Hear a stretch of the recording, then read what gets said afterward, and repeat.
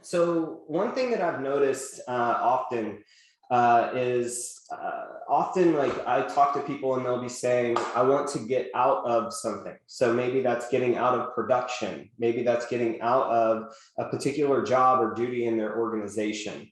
And the thing that's interesting is that there are a lot of conversations about what people want to get out of, but there are very few conversations about what they want to get into.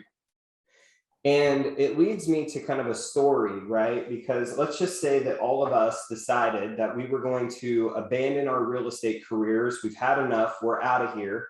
And so, what we're going to do is we're going to move to the mountains of Colorado and we're going to become miners. So, we're going to go out there and mine the mountains.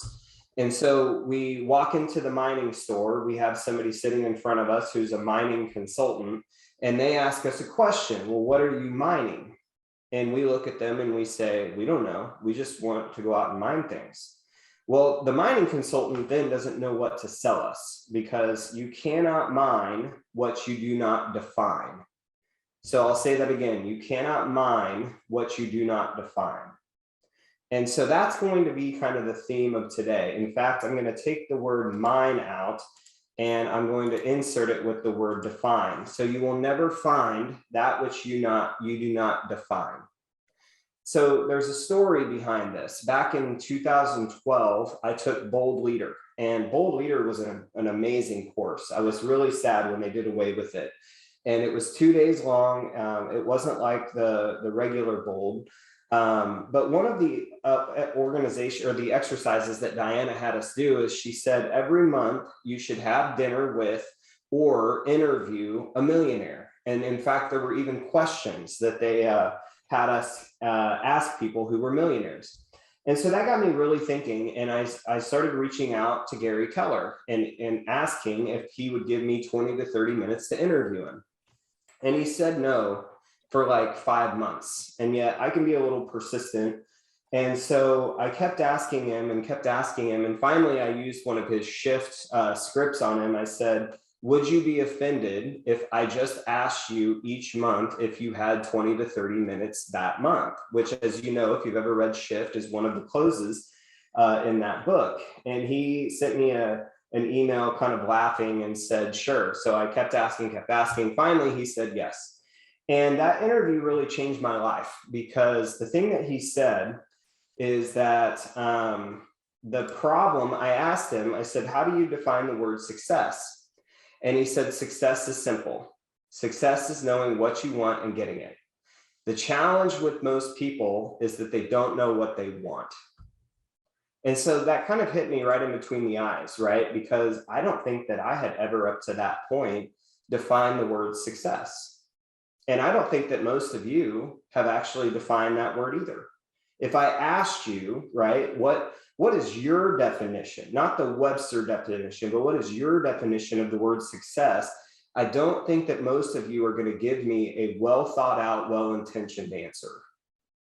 So if you can't find that which you do not define, and we aren't asking the question, what does success mean to me? And then answering it, then we become kind of these hamsters on wheels. In fact, the analogy I like to use on this is I'm sure some of you at some point in your life have either been to a dog race or have seen one on TV. And have you ever wondered, like, how do they get the dogs to actually run? It's not that hard of a wondering question. They have this little pink bunny, right?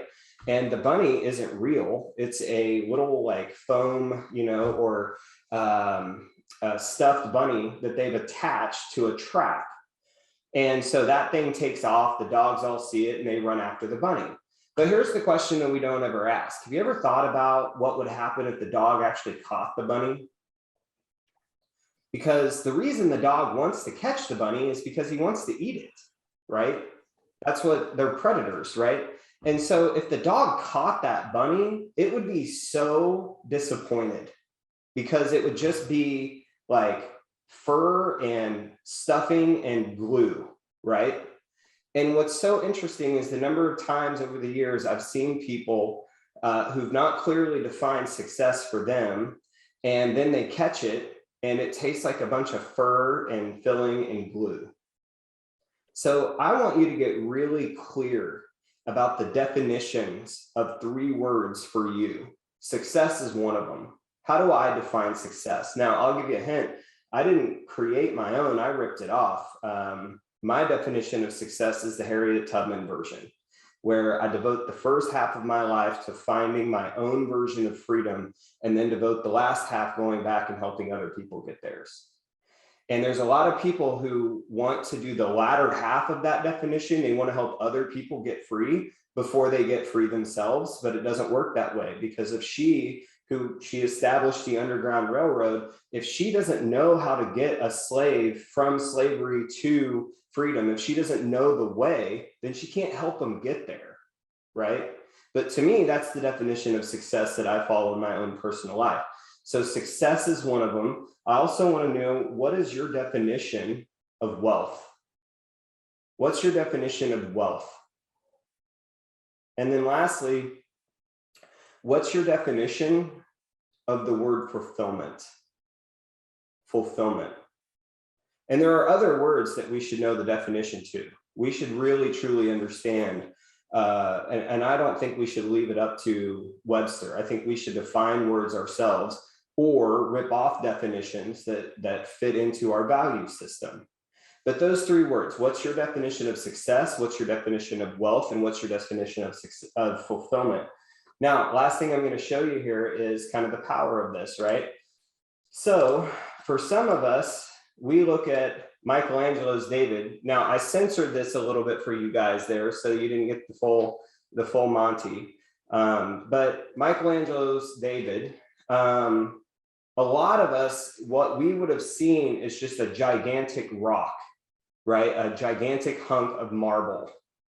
But Michelangelo defined what he wanted out of that hunk of marble, thus was able to chisel away at it until he created one of the greatest masterpieces. And if you've never been to see it, I would highly recommend that you go. But all of you are looking at your life, and it's like a gigantic hunk of marble. And if you don't define what you want to emerge from it, you're going to end with something that looks like a gigantic hunk of marble. So again, remember this phrase: you will never find that which you do not define. And get really clear on the definition of 3 words: success, wealth, and fulfillment. And get about living those definitions.